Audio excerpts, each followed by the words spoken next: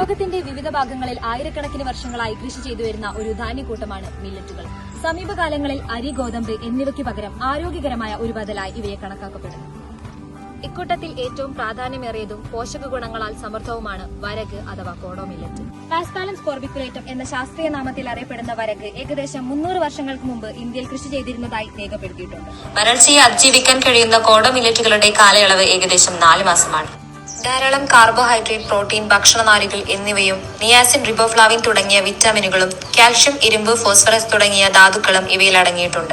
കോഡോ millet കഴിക്കുന്നത് രക്തത്തിലെ ഗ്ലൂക്കോസിന്റെ അളവ് കുറയ്ക്കുന്നതിനും ഹൃദയ സംബന്ധമായ അസുഖങ്ങൾ, ഉയർന്ന രക്തസമ്മർദ്ദം, ഉയർന്ന കൊളസ്ട്രോൾ എന്നിവയിൽ നിന്നും രക്ഷ നേടുവാനും സഹായകമാണ്.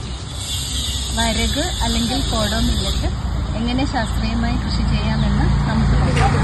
മിക്കവാറും എല്ലാ മണ്ണിലും വരക് കൃഷി ചെയ്യാവുന്നതാണ്. നീർവാച്ചുള്ള എക്കൽ മണ്ണുകൾ, മണൽ കലർന്ന മണ്ണ് എന്നിവയാണ് അനുയോജ്യം. നല്ല സൂര്യപ്രകാശവും നനവും കിട്ടുന്ന സ്ഥലത്തായിരിക്കണം കൃഷി ചെയ്യേണ്ടത്.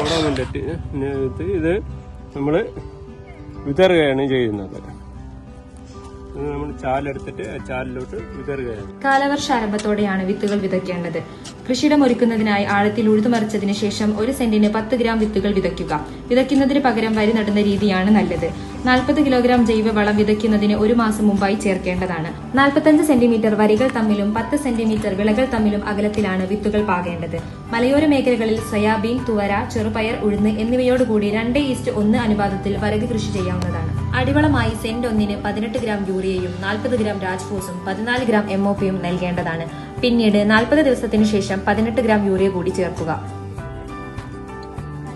വിത്ത് മുളയ്ക്കുന്നതിന് പതിവായി നന ആവശ്യമാണ്. പിന്നീടുള്ള വളർച്ചയ്ക്ക് കുറച്ച് വെള്ളം മാത്രം മതി. വിളവെടുപ്പിന് പാകമായ വരക് തണ്ടുകൾ മുറിച്ചെടുത്ത് ഒരാഴ്ചയോളം വെയിലത്തിട്ട് ഉണക്കി മെതിക്കുക. വരക് പൊടിച്ചതായിട്ടുള്ള കോഡോ മില്ലറ്റ് സീഡ്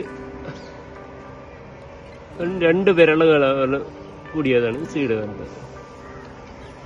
നാട്ടിൽ വ്യാപകമായ എണ്ണക്കടികളിൽ നിന്നും ബേക്കറി പലഹാരങ്ങളിൽ നിന്നും പുതുതലമുറയെ രക്ഷപ്പെടുത്തി അവർക്കായി ആരോഗ്യദായകവും സ്വാദിഷ്ടവുമായ ബ്രെഡ്, റൊട്ടി തുടങ്ങിയ വിഭവങ്ങൾ തയ്യാറാക്കുകയും അവ കുട്ടികളെ ചെറുപ്പം മുതലേ ശീലിപ്പിക്കുകയും വേണം. ഫാസ്റ്റ് ഫുഡ് സംസ്കാരത്തിനുള്ള ഒരു ബദൽ മാർഗമാവാൻ തീർച്ചയായും മില്ലറ്റുകൾക്ക് കഴിയും.